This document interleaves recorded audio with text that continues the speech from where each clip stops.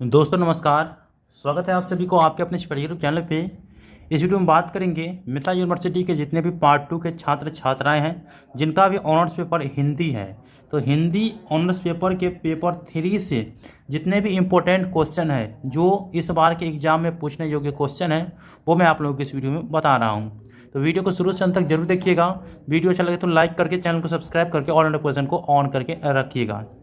दोस्तों कौन कौन से क्वेश्चन इंपॉर्टेंट है, इससे पहले आप लोगों को आपके परीक्षा पैटर्न के बारे में जानकारी रहनी चाहिए कि आपके एग्ज़ाम्स में किस प्रकार से आपके ऑनर्स में क्वेश्चन पूछे जाते हैं। तो इसे बताने के लिए मैं प्रीवियस ईयर के क्वेश्चन पे ले चलता हूँ।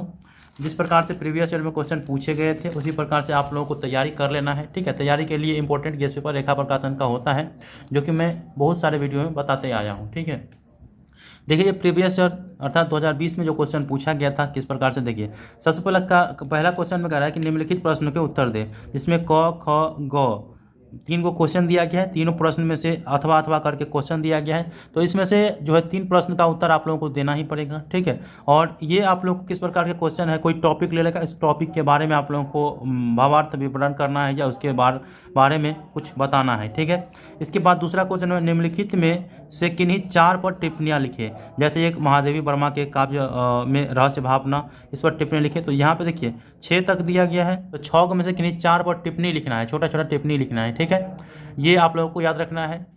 इसके बाद चौथा जो क्वेश्चन है वो बहुत ही इंपॉर्टेंट रहता है और इस क्वेश्चन के सहायता से आप अपने ऑनर्स पेपर में अधिक मार्क ला सकते हैं।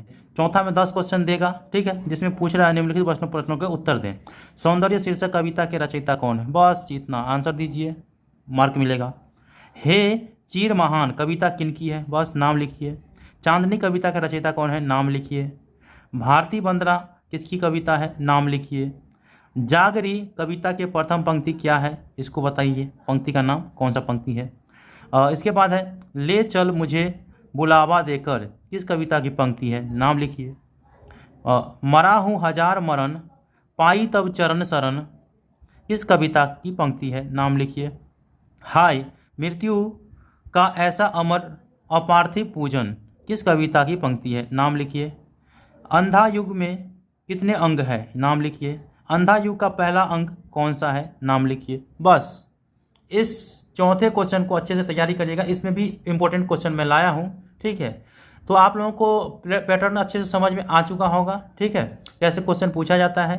तो चलिए अब जो इंपॉर्टेंट क्वेश्चन है वो मैं आप लोगों को बता देता हूँ। देखिए इंपॉर्टेंट यही होता है कि प्रीवियस ईयर का जितना भी क्वेश्चन है उसका आप जो है तैयारी कर लीजिए एक साल को छोड़ करके। जैसे यहाँ पर देखिए ये क्वेश्चन 2019 में पूछा गया है, इतना न चमत्कृत हो बाले कविता के भाव का विश्लेषण करें। ये इंपॉर्टेंट क्वेश्चन है, तैयारी कर लेंगे। अगला आप लोग देख सकते हैं यहाँ पे 16-18 में पूछा गया है, तो ये भी क्वेश्चन बहुत ही इंपॉर्टेंट है। आह वेदना मिली विदाई कविता का भावार्थ स्पष्ट करें। ये कविता जो भी रहेगा ना उसका भावार्थ स्पष्ट करने के लिए पूछ ही देता है, तो जो इंपॉर्टेंट है वो आप वेदना का याद रख लेंगे। ठीक, इसके बाद अगला क्वेश्चन जो कि इंपॉर्टेंट है, सरोज स्मृति कविता का भाव सौंदर्य स्पष्ट करें। ये 16-18 में पूछा गया है। ठीक, इसके बाद अगला क्वेश्चन जो कि 17 में पूछा गया है, बसंत आया का काव्य सौंदर्य लिखे। ठीक है, ये क्वेश्चन आप तैयारी कर लेंगे। इसके बाद जो इम्पोर्टेंट क्वेश्चन है ये 18 में पूछा गया क्वेश्चन है, अरे वरुणा की शांत कछार कविता का भावार्थ स्पष्ट करें। जितने भी कविता है ना उसका भावार्थ स्पष्ट करने के लिए बोल ही देता है, तो यह याद रखेंगे। 3 में से किसी 2 का आंसर देना रहता है तो आप दे सकते हैं। ये क्वेश्चन 2019 में पूछा गया है, 16 के बाद इंपॉर्टेंट है। ठीक है, आप लोग पढ़ लीजिए क्वेश्चन, मैं इसीलिए फ्रेश क्वालिटी में वीडियो अपलोड किया हूँ। ठीक, इसके बाद अगला क्वेश्चन देख सकते हैं, ये 17 में पूछा गया है, तुमुल कोलाहल का कलह में कविता का भावार्थ स्पष्ट, मतलब जितना भी कविता रहता है उसका भावार्थ आप लोग याद रखेंगे अच्छे से। और जो इंपॉर्टेंट है वो मैं आप लोगों को तो दिखा ही रहा हूँ, देख सकते हैं कि कविता का भावार्थ स्पष्ट करें। इसके बाद देखिए यहाँ पे कविता का भावार्थ स्पष्ट करें, मतलब भावार्थ स्पष्ट करने के लिए जितना भी क्वेश्चन आपसे पूछा जाएगा उसे आप अच्छे से याद रखेंगे, जितने भी कविता है या जो भी चैप्टर है। ठीक है, जैसे देखिए इसका क्या भावार्थ स्पष्ट करें, जागीर का। इसके बाद देखिए यहाँ पे भावार्थ स्पष्ट करें, मेरे नाभिक कविता का भावार्थ स्पष्ट करें, मतलब भावार्थ स्पष्ट करना आप लोगों को याद रखना है। इसके बाद इसमें से किसी संक्षिप्त में आंसर देना होता है जो कि मैंने आप लोगों को बताए भी थे, तो इसमें से कुछ कुछ जो पंक्ति है उसे भी आप लोगों को याद रखना है। बहुत सारे पंक्ति का यहाँ पे दे दिया गया है विश्लेषण, तो उसका विश्लेषण ही पूछा जाता है, तो विश्लेषण आप लोगों को यहाँ पे बहुत अच्छी तरह से दिया गया है। तो आप इसे याद रखेंगे, ठीक है। इसके बाद अगला जो होता है जो आप लोगों के ये तो हो गया कविता वाला, और इसके बाद है धर्मवीर भारती जो अंधा युग है उसके बारे में बताया गया है। तो इसमें भी क्वेश्चन पूछा जाता है बहुत सारे, ठीक है, क्योंकि पार्ट वाइज पूछता है तो पार्ट वाइज आप लोगों को याद रखना पड़ेगा। जैसे ये क्वेश्चन देखिए बहुत बार पूछा गया है नहीं, अश्वत्थामा का चारित्रिक वर्णन करें, ये क्वेश्चन बहुत ही अच्छा से पूछा जाता है। इसके बाद ये क्वेश्चन जो कि इंपॉर्टेंट है 2019 में पूछा गया है, ठीक है, विदुर का परिचय दीजिए, ठीक, या कह देगा कर्ण का परिचय दीजिए। बहुत ऐसे होंगे जिसका परिचय पूछ देगा आपको, जैसे ये क्वेश्चन देख सकते हैं, इसका भी परिचय ये चरित्र वर्णन करने के लिए बोल रहा है। इसके बाद और ही यहाँ पे देख सकते हैं कि धृतराष्ट्र का चारित्रिक परिचय दीजिए या निरूपित कीजिए, ठीक है। इस प्रकार से क्वेश्चन आपको पूछ सकते हैं, 2016 में पूछा गया है। इसके बाद जो है ये तो आप लोगों को याद ही रहता है, जब आप महाभारत पढ़ते हैं तो याद ही रहता है ना, अच्छा रहता है ना। जैसे गांधारी का चित्रांकन कीजिए, तो ये 2017-19 में पूछा गया है, इस बार के लिए इम्पोर्टेंट है।